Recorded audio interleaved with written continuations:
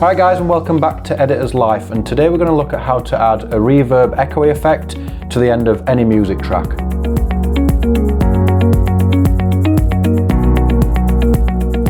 So when it comes to adding reverb at the end of a track, there are a few options you can use. Some of them sound better than others, and at times it really does depend on the track you're using, so I'll cover more than one option here. The first thing to do is to find a part of the track where you want to end the music on. This is usually ideal if you can find something that has like a final beat or maybe something significant at the end of a bar in the music. In my case, there's a weird little part in the track where the notes start to fall in pitch. I'd like to sound more technical here, but I don't even know what instrument you'd call this. But anyway, this is the part that I'm thinking about using, so just this bit here, right before the music kicks back in. So I'm going to make a cut at the end of this section where I want the track to end, so I'm going to zoom in, make a cut, and then come back about a second and make another cut.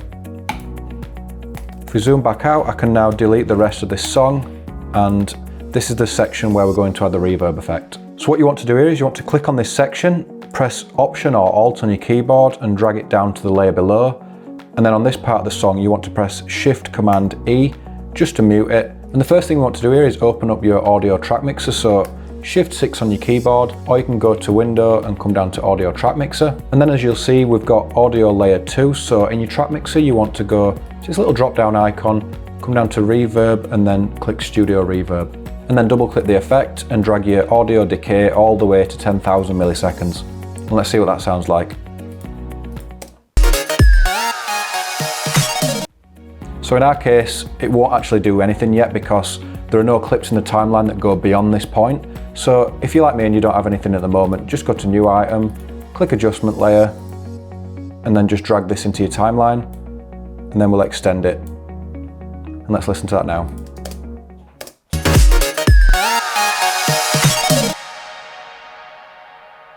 So it's starting to give us the effect we want, but there's one issue that I have with this plugin, and that's quite often you end up with a bit of a tinny sound. I think it probably depends a little bit on the music you're using as well. So what I like to do here is duplicate the reverb part of the track again by pressing Option or Alt onto layer 3. And then in your options on your drop down, come down to Reverb, and instead of Studio Reverb, choose Surround Reverb. The setting that I usually find the best for this is if you double click on your effect again, make sure you're in Cathedral. It should be in that by default, but just in case it isn't.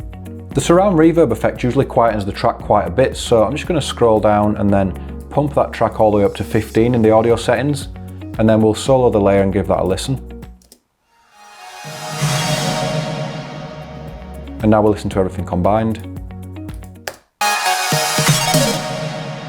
And you'll notice it sounds a lot thicker. It removes some of the metallic digital sound that you get from the Studio Reverb effect in Premiere Pro, and overall just sounds a lot nicer and more realistic. And finally, you want to fade these effects out, so you want to press Option or Alt on your keyboard and then your plus key until you get these little symbols here. And then if you click on that and come down to Track Keyframes, hit the volume option, and then we'll just press Alt on the keyboard and click to fade that out. And then we'll do the same on the layer below. I'll make this one a little bit longer. One thing to note about doing this though is that any layers that you've selected the Track Keyframes option on, you won't be able to extend or edit these clips at all like you would on a layer that doesn't have that. So you're going to have to go back to click Keyframes on these options if you want to make any changes to the length of these effects. Something else worth remembering when you have got the Track Keyframes option selected is if you move anything in your timeline, those animations won't follow, so you'll have to then manually move them as well. There's a lot of trial and error involved in these effects, and they'll suit different projects or songs differently. Some of you might want to totally remove the Studio Reverb layer and re-enable the end of this track. And in doing that, you would get a totally different reverb sound and effect, but this is totally up to you. Again, it's trial and error. You can play around with it and see what suits your project the most.